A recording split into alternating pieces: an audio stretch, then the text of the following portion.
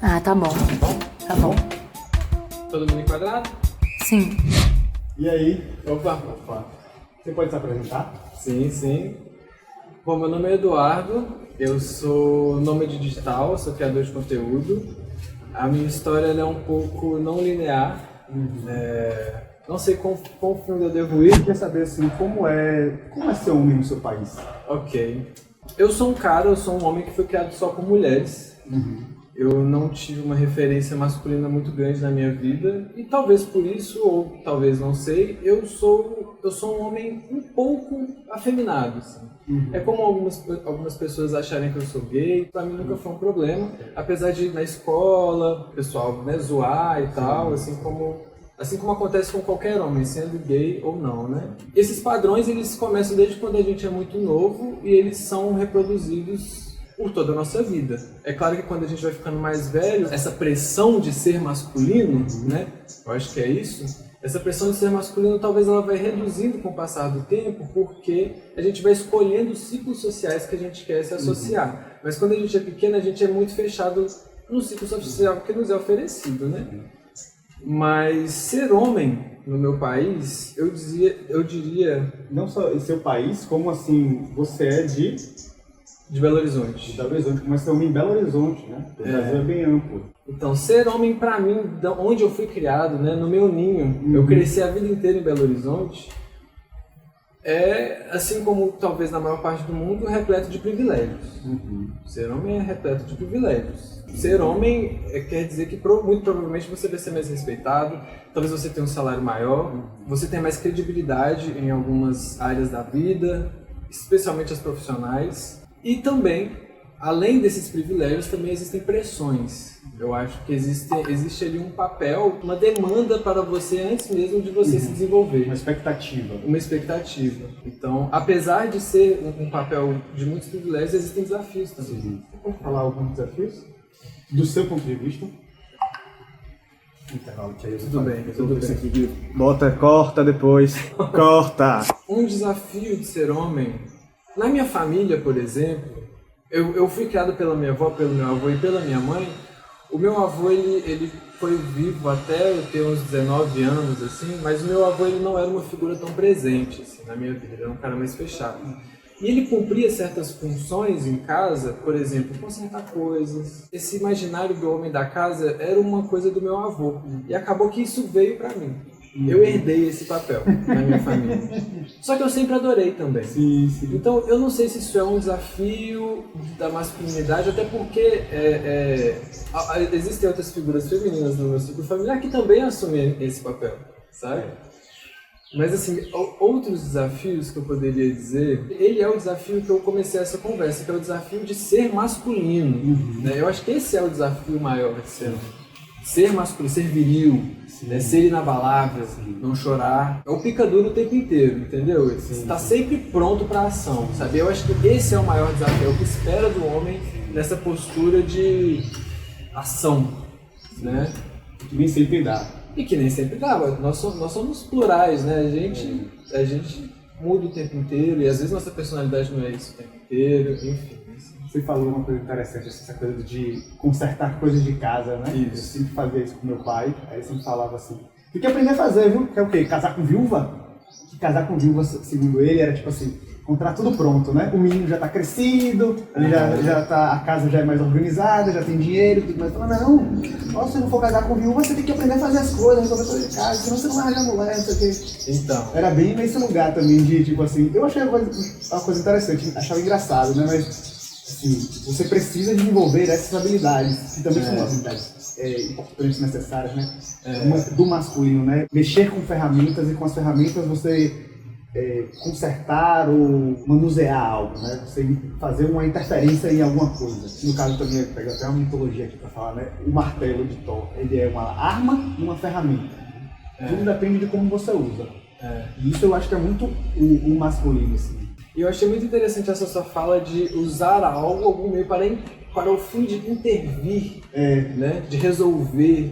Eu acho que talvez também esse papel do masculino ele também é colocado nesse lugar, assim, de não só da ação, mas também da transformação, não num processo gradual, mas de rompimento, vou consertar, rompeu, estava estragado, agora não está mais. Ou às vezes uma conversa dura com alguém, assim, normalmente deixa pro homem trazer, né? Você já está viajando já tem um tempo, né? Isso. A gente está aqui em Copangama, você já foi para a Índia, já foi para Europa. Como é ser um brasileiro viajante? Eu sinto que, assim, falando como brasileiro, eu sinto que o Brasil é um país muito querido ao restante do mundo, assim. Eu acho que pelo nosso país ser muito diplomático e também ter vendido muito essa imagem de um país feliz, tropical, eu acho que o mundo tem muito essa visão do Brasil e também o mundo gosta muito de futebol. Então, na Índia, por exemplo, ou em qualquer outro país, na verdade, sempre que eu falava que eu sou brasileiro, os caras iam tipo, Neymar, Pelé, futebol, sabe? E tá aí, mais uma pressão, eu acho que o homem sofre. A maioria dos homens sofrem essa pressão de ter que gostar de futebol, ter que entender de futebol. Eu não sei nada de futebol. Nada. Gosto de outras coisas, mas diga de masculino, mas futebol não é a minha. E minha família é muito atleticana, né? A primeira palavra que eu falei foi galo. Quando o foguete estourou assim, eu falei galo, mas assim, futebol nunca foi pra mim. Você viaja com sua companheira, né? E assim, como é essa experiência de viajar em casal, né? De homem viajando com o cônjuge. Olha, eu acho que a viagem em casal, ela tem pontos positivos e pontos negativos. Vamos começar pelos pontos positivos. Quando você é um viajante, você passa por mudanças com uma frequência alta. Você sofre mudanças com uma frequência muito maior do que numa vida fixa, né? Numa vida convencional. E essas mudanças, elas baqueiam a gente. Tipo assim, quando você muda de um destino, quando você muda de um país, velho, tipo, a gente cruzou a fronteira da Malásia aqui pra Tailândia. A gente percebeu com minutos a diferença entre um país e outro. A cultura muda drasticamente, mesmo perto da fronteira. Então é sempre um baque, assim, a moeda muda, as comidas mudam, as interações mudam. E quando você está viajando de casal, eu sinto que essas mudanças elas são atenuadas. Não o trauma gerado por essas mudanças, mas o tempo para digerir essas mudanças. Eu acho que a gente fica menos baqueado porque, de certa forma, a gente está viajando em família. Então, apesar de tudo ser novo, ainda existe o comum, que é a minha companheira, né? E acaba que quando você está viajando solo, tudo é novo, exceto você mesmo, sabe? E aí entra no ponto negativo que eu acho que é de viajar em casal. Justamente pelo fato de quando você está viajando sozinho, tudo é novo, exceto você mesmo, é um convite, é uma provocação para o autoconhecimento muito maior. Eu vejo a progressão da gente nesse 1 ano e 3 meses de viagem, nitidamente, o tanto que a gente cresceu com o autoconhecimento mesmo, não só profissionalmente, mas a gente se conhece melhor, eu acho. Só que quando você está sozinho, esse autoconhecimento ele é, de certa forma, acelerado, justamente pelos desconfortos do processo, sabe? É bem intenso. Eu imagino. Qual habilidade, né, ou qual conselho você dá para quem viaja em casal? Então, a minha história com a Sofia, ela, desde o começo do nosso relacionamento, a gente nem era namorado ainda, a gente estava se conhecendo, a gente estava ficando, e numa mesa de bar, numa conversa como essa, numa noite de sexta ou de terça, em Belo Horizonte, num boteco de rua lá, numa mesinha na rua assim, a gente falou, vamos fazer um mochilão pro Uruguai? E aí a gente foi fazer um mochilão pro Uruguai. A gente topou e fomos na loucura. Com pouca grana, fazendo carona e tal, na loucura.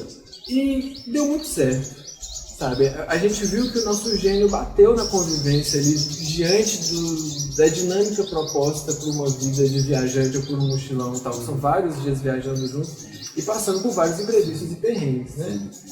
Então eu acho que essa seria talvez a primeira dica para dar para alguém, para um casal. Eu acho que é importante fazer algumas viagens longas para ver se bate ali, sabe? Especialmente se você não mora com a pessoa, sabe? Porque é uma tarefa de... A gente fica junto 24 horas por dia praticamente, sabe? Se a gente passa separado 1 ou 2 horas, é muito.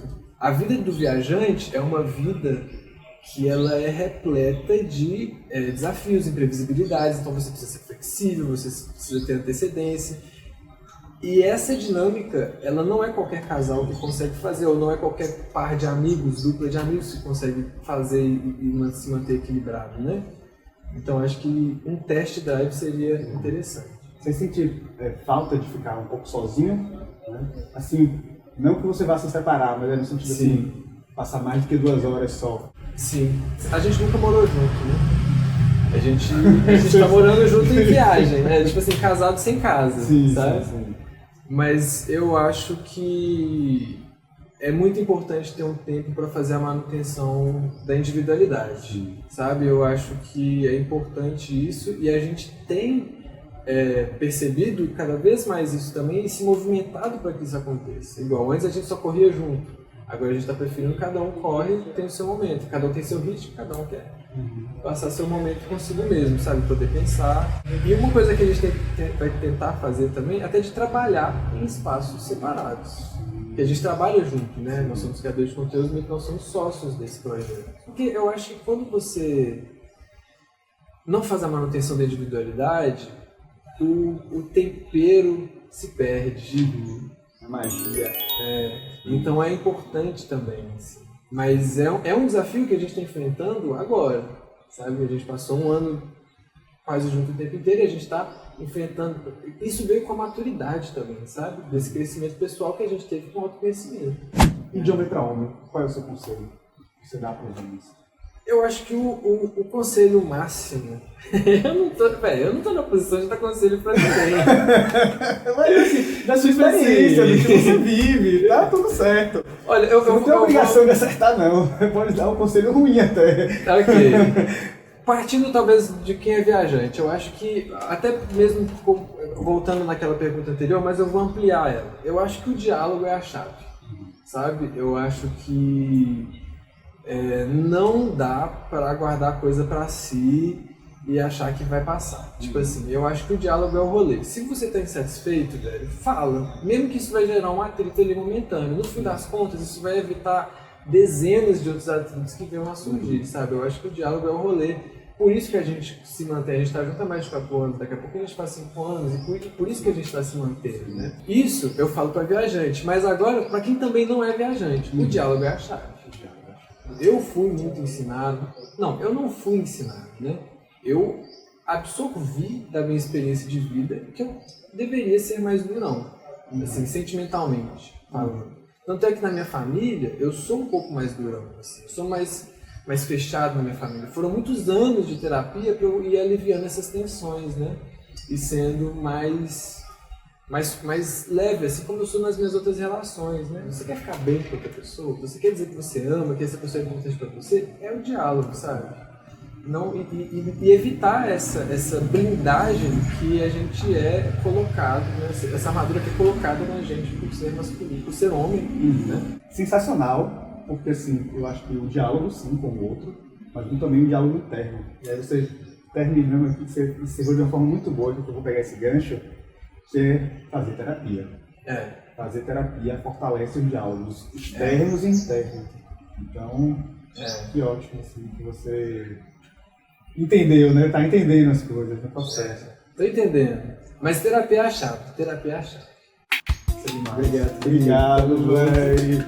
Enfim. Obrigado pelo carinho. E se você é um homem que está viajando, seja brasileiro ou não, e quiser fazer parte dessa conversa, é só mandar uma mensagem que a gente se organiza, tá bom? Isso aí, galera. Tamo junto. Segue Ponto Azul. Segue Ponto Azul.